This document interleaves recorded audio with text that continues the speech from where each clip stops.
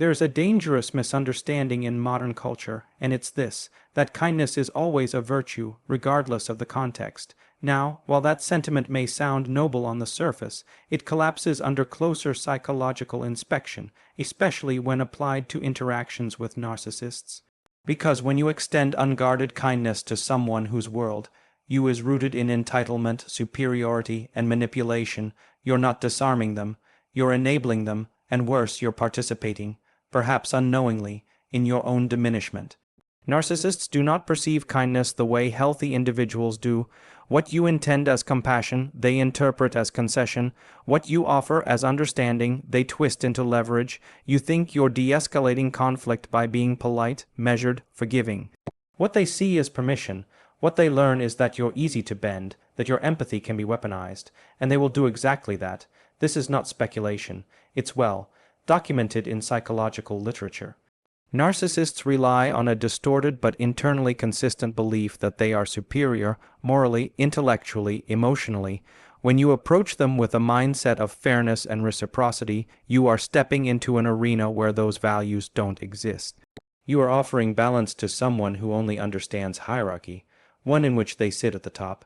In that frame, your kindness isn't admirable, it's exploitable. And the longer you continue this dynamic, where you try to win them over with goodness, reasoning, or patience, the deeper you reinforce their core delusion that they're not just better than you, but that you believe it too. That's the psychological transaction occurring beneath the surface, and it's precisely why people who have escaped narcissistic relationships often reflect with confusion and self-blame. I was nothing but kind, they say. Yes, that's the problem. You were kind when you should have been distant. You were generous when you should have been guarded. You were understanding when what was needed was the courage to walk away. Now, this doesn't mean you become cruel or vengeful. That's not the answer, but it does mean recognizing that kindness, when misplaced, becomes self-betrayal. It becomes a kind of quiet surrender, a relinquishing of your boundaries, your sanity, your worth. And the narcissist thrives in that environment. Their entire persona depends on others maintaining the illusion that they are special, right, justified. Your continued nice behavior in the face of manipulation reinforces that illusion. It tells them their tactics are working, and here's the philosophical layer of it. Kindness, in its most noble form, is bound to truth. True kindness does not accommodate deception. It does not excuse cruelty. It does not tolerate being used. True kindness includes self-respect. Without that, what you call kindness is just fear in disguise. Fear of confrontation, fear of rejection, fear of not being seen as a good person. But you do not owe emotional availability to someone who has shown you contempt. You do not owe civility to someone who erodes your confidence with a smile. Your energy is not a public utility, it is sacred. And it must be protected, especially from those who specialize in charming their way past your defenses. When a narcissist disrespects you and you respond with more patience, more softness, more understanding, you become complicit in a very subtle erosion of your selfhood. You begin to fold yourself into the contours of their dysfunction. You shrink to fit. You silence your instincts, and eventually you lose the ability to distinguish kindness from compliance. That's what makes this so dangerous. Because by the time you realize the pattern, you've often already internalized it. You've begun to measure your worth by your tolerance. You think you're being strong because you haven't lashed out. But strength isn't staying silent while someone erodes your identity. Strength is knowing when silence is complicity. So you need to ask yourself something uncomfortable. Is your kindness truly rooted in strength? Or is it a mask for avoidance? Are you being nice because it's the right thing to do? Or because you're afraid of what happens if you finally set a boundary that holds? Because the hard truth is this: the narcissist will never respect your kindness, but they will absolutely notice your absence. They will feel the shift when you stop responding, stop explaining, stop trying to be understood, and in that space where their manipulation once found a willing audience, they will meet silence, and silence, when rooted in self-respect, is not passive. It's powerful. Being kind to a narcissist doesn't make you noble.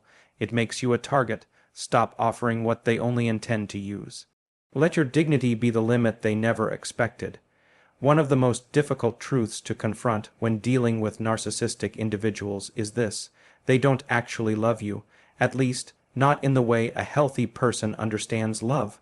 What they love is the version of you that fits their narrative, the version they can manipulate, manage, extract from. And when you start noticing this, when you look past the charm, the seduction, the sudden emotional warmth followed by cold detachment, you begin to realize that the connection was never about mutual respect. It was about control. That's the narcissist's currency. It's not love, it's power. This distinction matters, because many people, especially those with high empathy, confuse the intensity of a narcissist's attention with intimacy. They think the emotional highs and lows mean passion. They mistake obsession for care, but underneath it all is a transactional model of human connection, one based not on giving, but on taking. A narcissist doesn't bond with you, they bind you. And the chain they use is your own need to be seen, valued, and understood. Psychologically, this becomes a loop. You give more, hoping to reach the good version of them again. The version they showed you early on, the one who said all the right things, mirrored your values, seemed too perfect to be real. And in a way they were, because that version wasn't a person, it was a performance. The narcissist constructs it with surgical precision, giving you just enough to get you invested, to make you feel special, to create a sense of unique emotional access. But it's a facade. Once they know they have you, emotionally, mentally, energetically, the mask slips. That's when the control begins, subtle at first, then sharper. You feel it in the way they interrupt you, belittle your success, question your memories, reframe your emotions as irrational, not directly, but persistently. What's happening here isn't love, it's possession. They see you not as a partner or a peer, but as an extension of themselves, something to be managed, not understood. And once you start resisting that, once you assert boundaries or ask for reciprocity, they escalate. Not always with rage, sometimes with indifference, sometimes with victimhood, but always with the same purpose, to re-establish control. From a philosophical perspective, this is where the confusion begins. Because people assume love is always good, always redemptive, always worth fighting for, but that's not accurate. Love, or the illusion of it, can be used as a weapon, especially when it's built on a foundation of dependency, guilt, or fear. A narcissist weaponizes your values against you. Your kindness becomes a tool, your loyalty a leash, your empathy a weakness to exploit. And here's the painful reality: no matter how much you give, it will never be enough. Not because you're not enough, but because they're not capable. Narcissists are emotionally arrested. Their sense of self is so fragile that they must constantly reinforce it through dominance, validation, or praise. But none of that sticks. It's like pouring water into a bucket with no bottom, so they keep needing more from you, and every time you meet that need, they raise the bar. What was once acceptable is now inadequate. What was once kind is now expected. The goalpost keeps moving, and you are the one always running to catch up. This is why people often feel exhausted, even hollow, after prolonged contact with a narcissist. Because it's not just emotional manipulation, it's energetic depletion. You are giving life force to a black hole, and when you try to explain this, when you say, "I don't feel seen," or "I need more respect," they don't hear you. Not really. What they hear is a threat to their control. So instead of responding with compassion, they deflect, project, or accuse. The conversation never gets resolved. It just loops, trapping you in a cycle of confusion and self-doubt.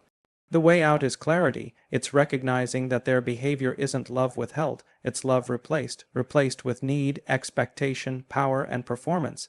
And the sooner you stop trying to be enough for someone who sees you as a tool, not a person, the sooner you begin to heal. The narcissist doesn't love you. They love what you give them. They love how you reflect their image. They love the supply of attention, devotion, emotional responsiveness, but they don't love you, because love requires recognition. Love requires humility. Love requires the willingness to see the other as they are, not just as they're useful. So stop measuring your worth by how much you can endure. Start measuring it by how clearly you can see. And walk away, not to punish them, but to return to yourself. Because your presence is not a gift for the manipulative to unwrap and discard. It is a privilege. And only those who can love without needing to control deserve access to it. There's a moment in every toxic dynamic when you try to draw a line, not out of anger but out of necessity. You set a boundary. You say no, you speak honestly, and then something strange happens. The person who once seemed charming, attentive, or even loving turns cold, defensive, or aggressive. That reaction tells you everything you need to know.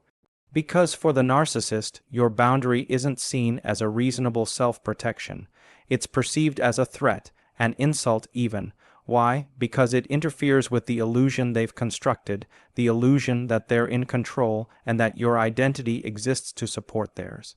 This is the core issue. Narcissists do not thrive in mutual relationships. They thrive in asymmetric ones, relationships where the power subtly tilts in their favor. In this framework, your compliance validates them. Your silence enables them. Your endless forgiveness keeps the illusion intact that they are superior, right, justified in their behavior. So when you disrupt that by setting a limit, you're not just standing up for yourself, you're challenging their entire internal narrative. And that's when their mask begins to crack. You see, narcissists are deeply dependent on external validation to maintain a fragile sense of self. They need admiration, attention, and control, not because they're truly confident, but because they're profoundly insecure. Boundaries, by their very nature, say, "You don't own me, I get to decide how I am treated." That is intolerable for someone who views relationships as platforms for control. In a healthy mind, boundaries are seen as an invitation to mutual respect. But to a narcissist, they're perceived as rejection, betrayal, or rebellion. This reaction is not always loud. Sometimes it comes in the form of guilt, tripping, gaslighting, or subtle sabotage. You'll hear things like, "You've changed," or "You're overreacting," or "You never used to be this sensitive." These are not observations. They are tactical responses designed to push you back into compliance. And if you're not grounded in your own clarity, you may start to believe them. But let's be precise. Boundaries are not cruelty. They are clarity. They're not about punishment. They're about self-preservation. You're not setting them because you're angry. You're setting them because you finally understand that peace cannot exist where your identity is constantly eroded. And the narcissist's fury or sulking or manipulation in response to your boundary is not your fault. It's a reflection of the fact that you've interrupted a pattern that served them, but not you. Now, philosophically speaking, this is where many people struggle. Especially those raised to be nice, to be accommodating, to avoid conflict. We are often taught that love means sacrifice, that harmony means compromise, and there's truth in that, within healthy dynamics. But with a narcissist, compromise becomes collapse. Your kindness becomes self-erasure. Your understanding becomes a slow spiritual death, and your lack of boundaries is reinterpreted as an invitation for continued disrespect. When you begin to set boundaries with a narcissist, you're not just changing a behavior. You're initiating a shift in power. You're saying, "I exist outside of your story. I am not here to serve your ego." That shift destabilizes them. Because if you're no longer controllable, they must confront the reality that their sense of dominance was never real. It was simply borrowed from your silence. The truth is, narcissists do not love you as a person. They love the function you serve. The moment you stop serving that function, when you start saying no, when you stop over-explaining, when you stop apologizing for your standards, they become hostile or distant. That's not a sign of your failure, that's proof of their limitations. So the work here is not to get them to respect your boundaries, it's to recognize that their reaction to your boundaries reveals everything about who they are and what they are not capable of. And once you see that clearly, you're faced with a decision. Will you continue to play a role in a story where you're not allowed to be the author of your own life, or will you step out of the frame and reclaim your voice? Remember, a boundary is not a wall to keep people out. It's a threshold that defines who gets to stay in your life based on how they treat you. And if someone is threatened by that, they were never truly connected to you in the first place. They were connected to their ability to use you. So when your boundary offends a narcissist, don't question the boundary. Question the relationship and never apologize for protecting your peace.